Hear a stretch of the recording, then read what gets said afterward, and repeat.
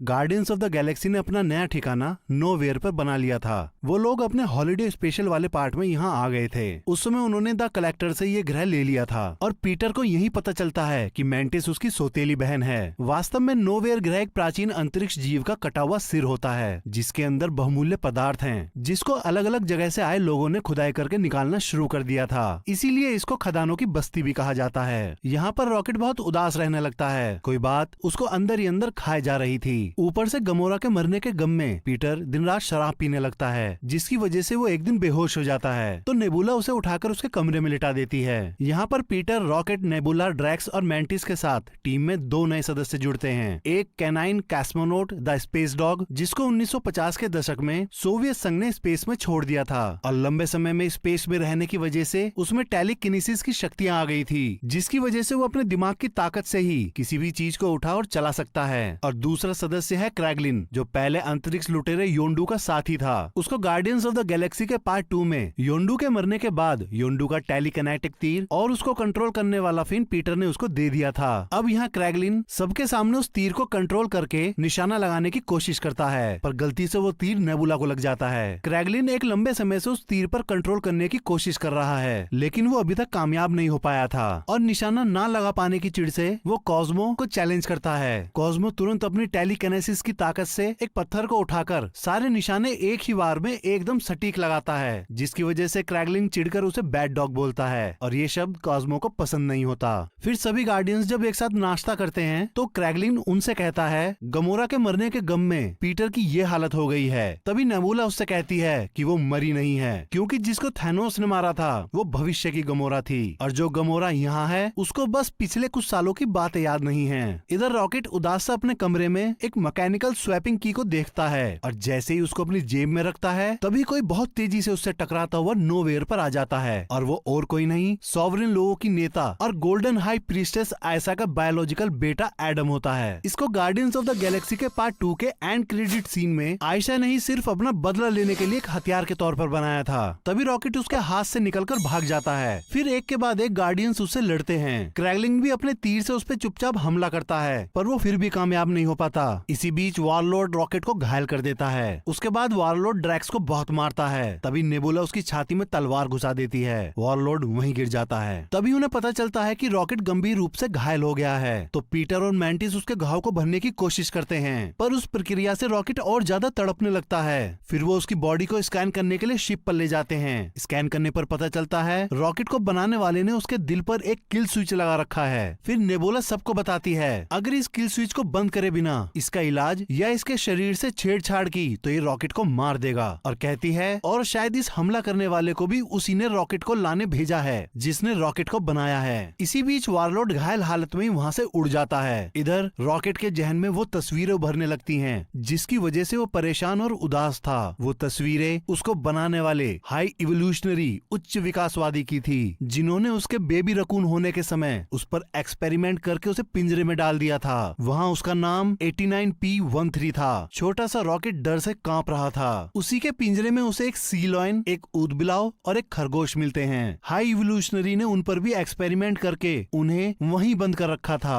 फिर ऊदबिलाव रॉकेट से बोलती है तुम डरो मत। तो रॉकेट दर्द भरी आवाज में कर रहा था और रोता हुआ कहता है मुझको बहुत दर्द हो रहा है। तभी ऊदबिलाव एक कपड़े को गीला करके उसके सिर के घाव पर लगाकर कहती है तुम्हें कुछ नहीं होगा। इतने में नेबुला रॉकेट के कोड को स्कैन करके ये पता लगा लेती है कि इसको किसी ऑर्गोकॉर्प कंपनी ने बनाया है और इसके नाम की जगह इसकी फाइल पर एक कोड है 89P13 और साथ ही बताती है कि रॉकेट के पास सिर्फ अब 48 घंटे बचे हैं। तो पीटर उससे कहता है उस कंपनी के पास इसका सारा रिकॉर्ड होगा और उन्हीं रिकॉर्डों में किल स्विच को बंद करने का कोई ना कोई तरीका जरूर होगा। तो नेबुला ऑर्गोकॉर्प की लोकेशन ढूंढ लेती है। फिर पीटर क्रैगलिन और कॉस्मो को नोवेयर की जिम्मेदारी देकर रॉकेट के रिकॉर्ड्स को चुराने के लिए ऑर्गोकॉर्प के लिए निकल पड़ता है। उसी एरिया में नेबुला का कोई बंदा होता है, वो उसको अपने आने की खबर दे देती है। दूसरी तरफ वारलॉर्ड घायल हालत में काउंटर अर्थ पर हाई इवोल्यूशनरी की लैब में अपनी माँ के पास पहुंचता है। वहीं हाई इवोल्यूशनरी आता है और उससे पूछता है क्या वो उसको ले आया, तो उसी के लोग मना कर देते हैं। आयशा गुस्से में उससे कहती है कि गार्डियंस आपकी सोच से भी ज्यादा शातिर और खतरनाक हैं। आयशा के तेज आवाज में बोलने की वजह से तभी हाई इवोल्यूशनरी आयशा का चेहरा पकड़कर उससे कहता है शायद तुम्हारी जाति को बनाते समय मुझसे कोई भूल हो गई। इस बात से वॉरलॉर्ड गुस्सा होकर उस पर चीखता है तो हाई इवोल्यूशनरी अपनी उंगली के इशारे से ही उसको लोहे की दीवार पर दे मारता है। उसके ऐसा करते ही आयशा उससे उसकी गलती की माफी मांगती है तो वो आयशा से कहता है, तुम किसी भी हालत में 89P13 को मेरे पास लाओ, नहीं तो मैं तुम्हारी पूरी प्रजाति को ही खत्म कर दूंगा,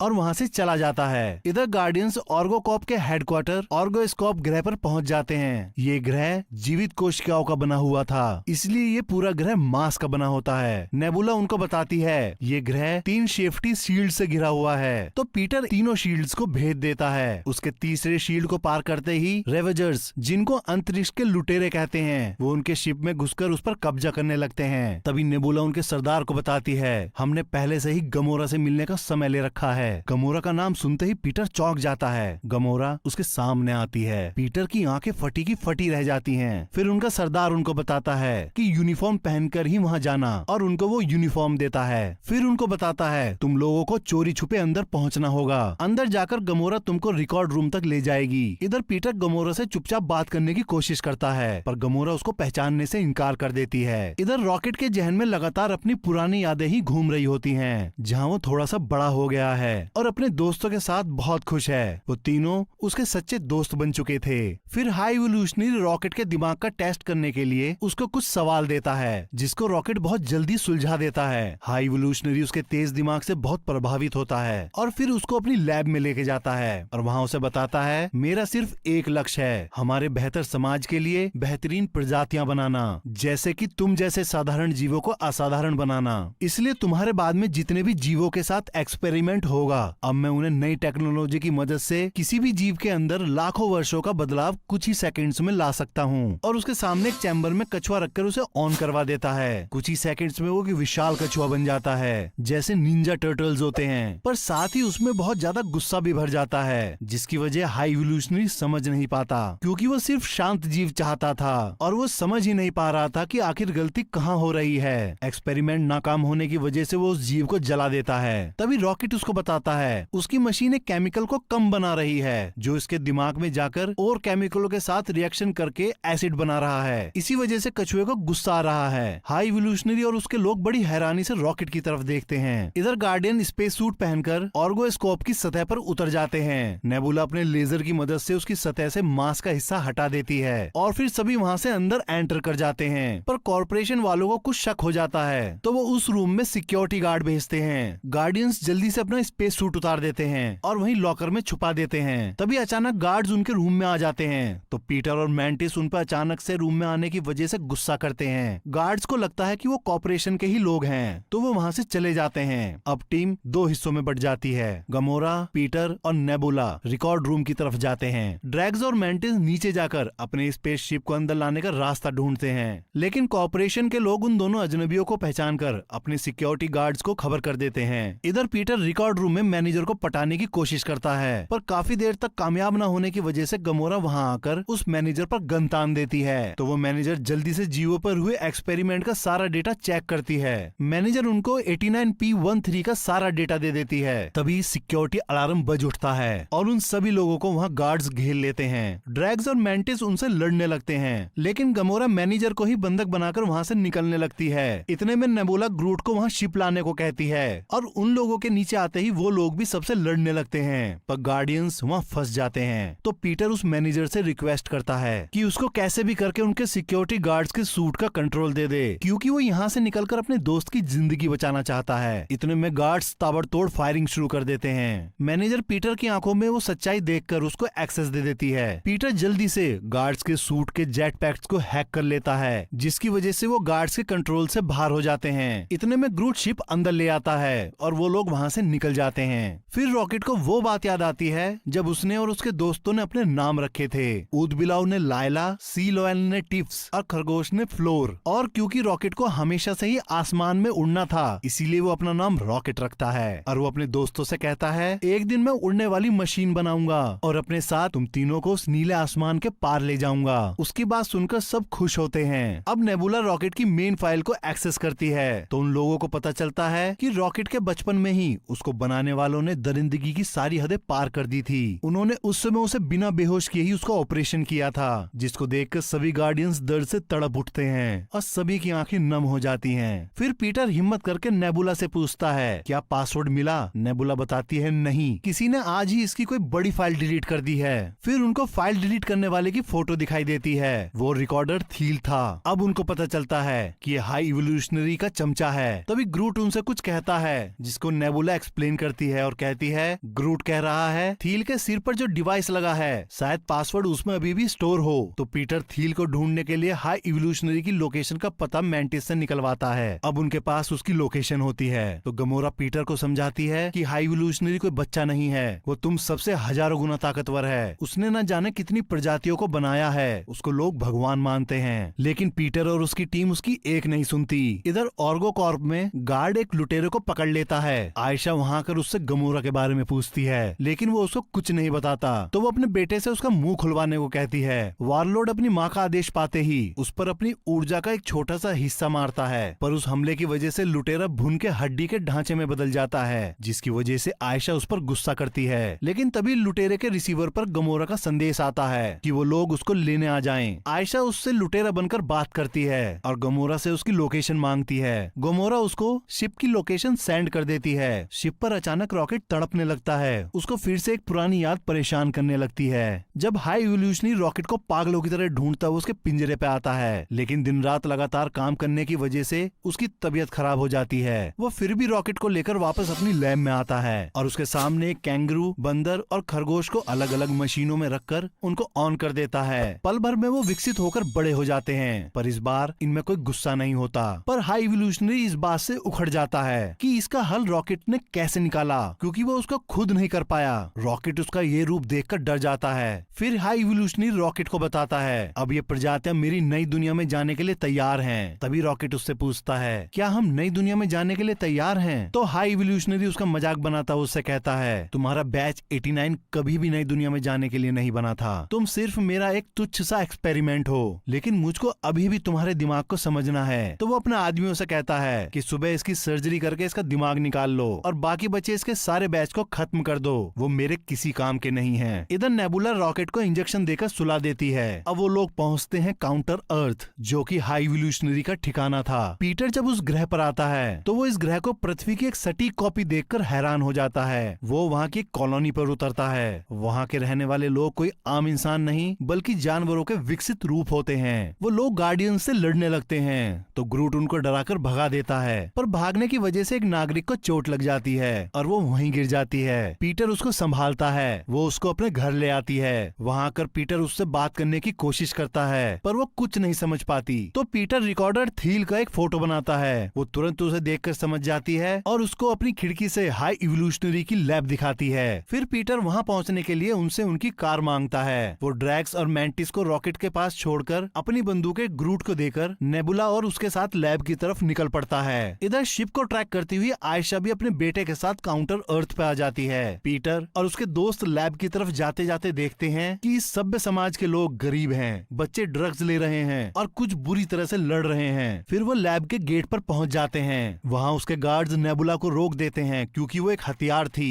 अब पीटर को स्कैन करके हाई इवोल्यूशनरी के पास उसको ले जाते हैं। हाई इवोल्यूशनरी उसका पहले से ही इंतजार कर रहा था। रॉकेट फिर से अपने पास्ट को कंटिन्यू करता है जब रिकॉर्डर थील उसको वापस पिंजरे में बंद कर देता है और उसके जाते ही रॉकेट अपने द्वारा छुपाए गए बहुत से छोटे कलपुर्जों को निकालकर आपस में जोड़ने लगता है और लायला के पूछने पर बताता है, ये लोग हमको कभी आजाद नहीं करने वाले थे, बल्कि सुबह होते ही ये हम सबको मार देंगे। रॉकेट एक मैकेनिकल चाबी बना लेता है। ये चाबी वही है जो रॉकेट ने वारलॉर्ड के हमले से ठीक पहले अपनी जेब में रखी थी। फिर वो अपने दोस्तों को बताता है कि सामने वाले कमरे के दूसरी तरफ शिप रखे हैं और मैं उन शिप्स को उड़ा सकता हूँ। मैं हम चारों को एक साथ यहाँ से आसमान के पार ले जाऊंगा जैसे मैंने वादा किया था। रॉकेट अपना लॉक खोलता है और फिर लायला का लॉक खोलता है। लायला खुशी से उसे गले लगा लेती है। तभी हाई इवोल्यूशनरी लायला को गोली मार देता है। उसके मरते ही रॉकेट का गुस्सा फट पड़ता है और वो हाई इवोल्यूशनरी के चेहरे पर अपने पंजों से कई वार करता है। तभी गोलियां चलाते हुए वहाँ गार्ड्स आ जाते हैं। रॉकेट भी उन पर गोलियां चलाकर उन्हें मार देता है, पर गार्ड्स की गोलियां टिप्स और फ्लोर को भी लग जाती हैं। रॉकेट के तीनों दोस्त मर जाते हैं। अपने दोस्तों को न बचा पाने का गम ही रॉकेट को आज भी अंदर ही अंदर खाए जा रहा था। फिर रॉकेट अकेला ही एक शिप लेकर गुस्से और अपना टूटा हुआ दिल लेकर वहाँ से निकल जाता है। इधर काउंटर अर्थ पर ड्रैक्स काफी इंतजार करने के बाद मैंटिस को लेकर लैब की तरफ निकल जाता है। वहीं लैब में हाई इवोल्यूशनरी पीटर को समझाने की कोशिश करता है कि वो बुरा नहीं है। तो पीटर उससे कहता है तुमने हमारे दोस्त के साथ अच्छा नहीं किया।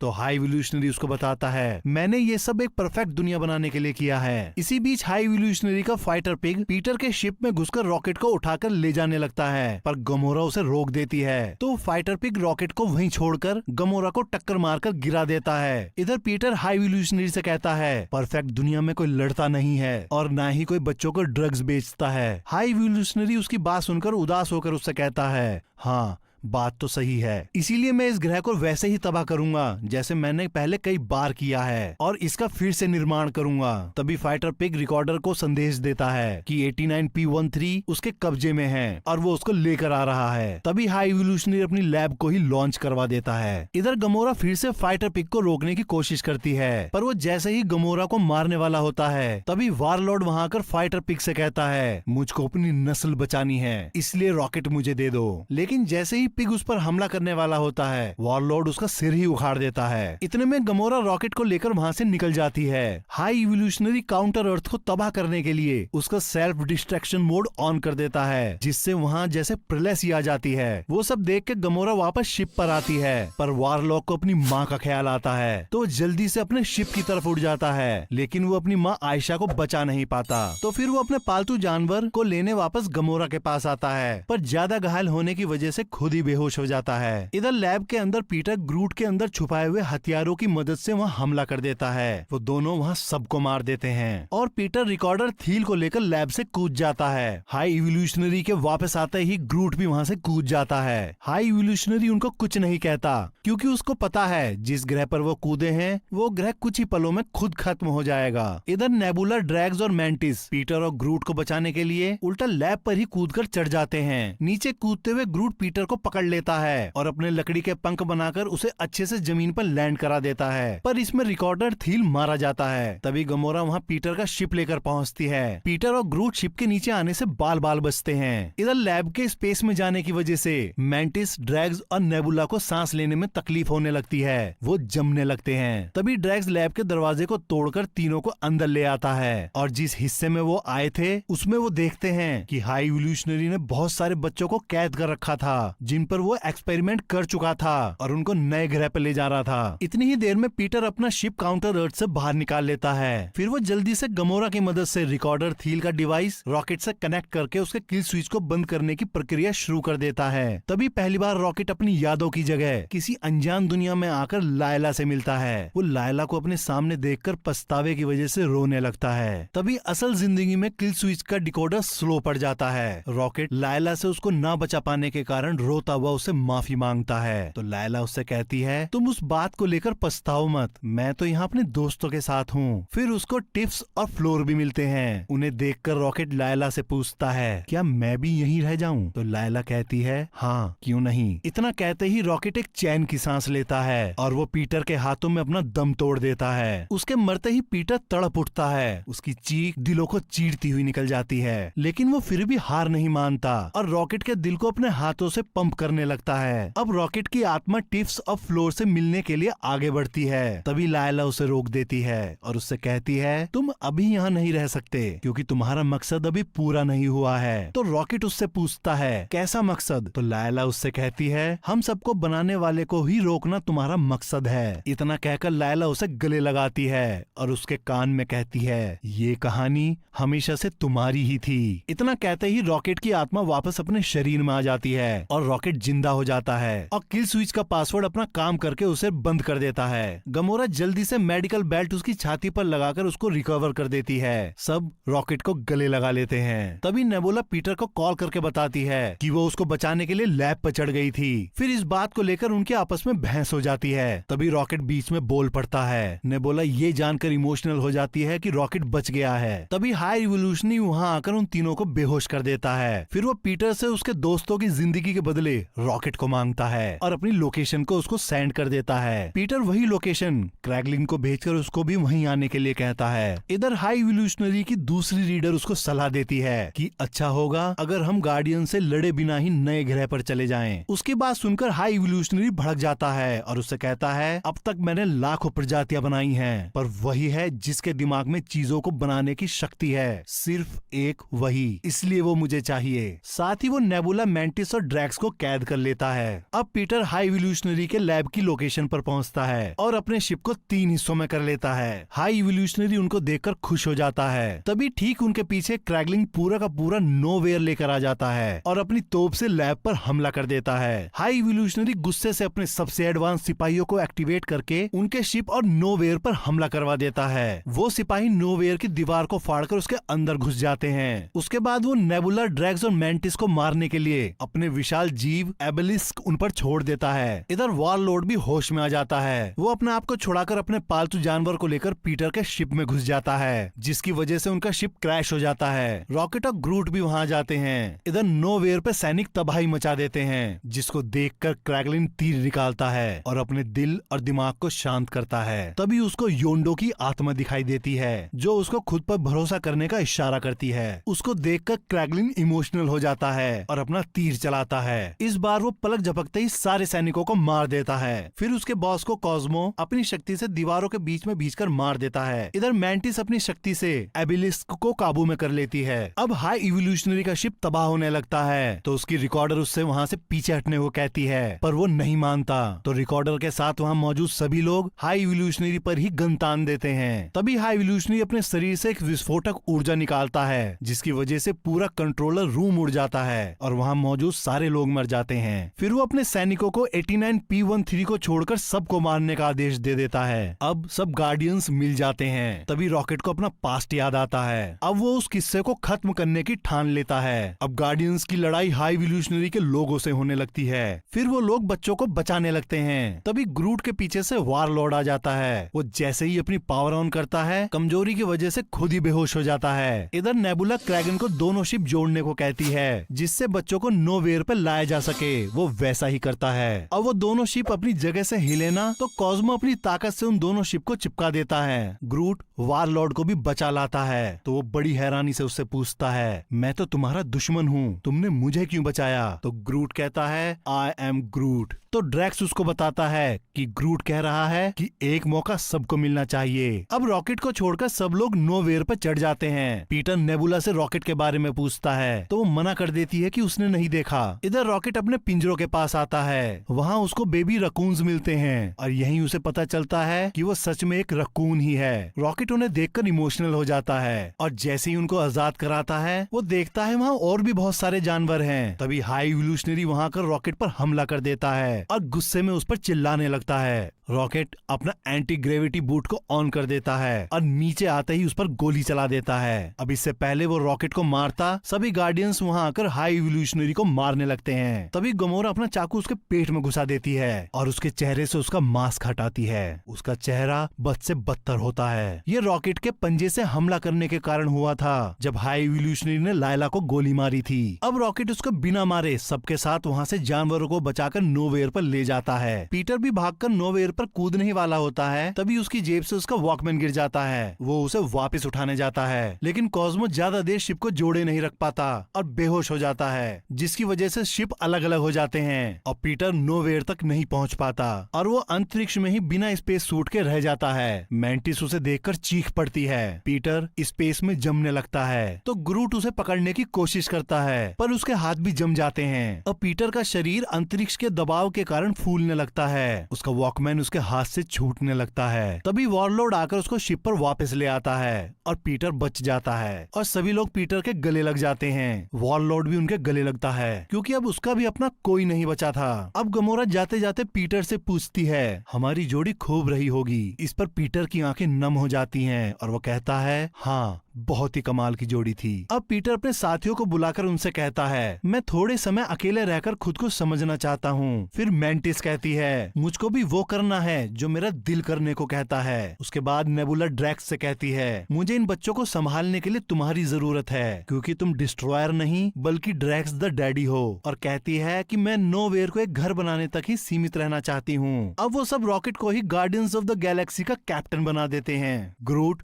पहली बार खुद से बोलता है, I love you guys. Mantis obelisk जीवों के साथ अपने सफर पर निकल पड़ती है। गमोरा वापस रेवेंजर्स के पास आ जाती है। पीटर पृथ्वी पर अपने नाना के घर आता है। उसका नाना उसे देखकर खुशी से रोता हुआ उसे गले लगा लेता है। अब दोस्तों, इस मूवी का पोस्ट और एंड क्रेडिट एक्सप्लेनेशन आपको अगली वीडियो में देखने को मिलेगा और इस मूवी की यही हैप्पी एंडिंग हो जाती है। आशा करता हूँ कि आप सभी को ये एक्सप्लेनेशन पसंद आई होगी। और भी मूवी के एक्सप्लेनेशन सुनने के लिए आप हमारे इस चैनल को लाइक करें, सब्सक्राइब करें और साथ ही बेल आइकन दबाना ना भूलें।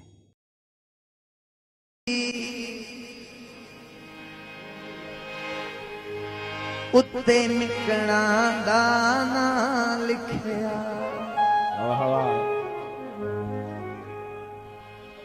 वदी सदीवा मग धोले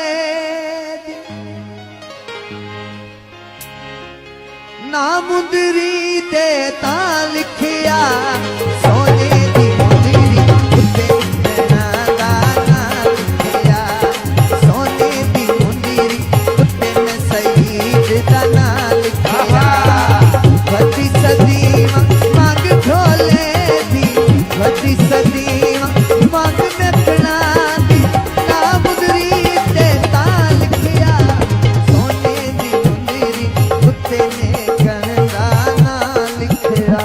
जिंदाबाद चौधरी।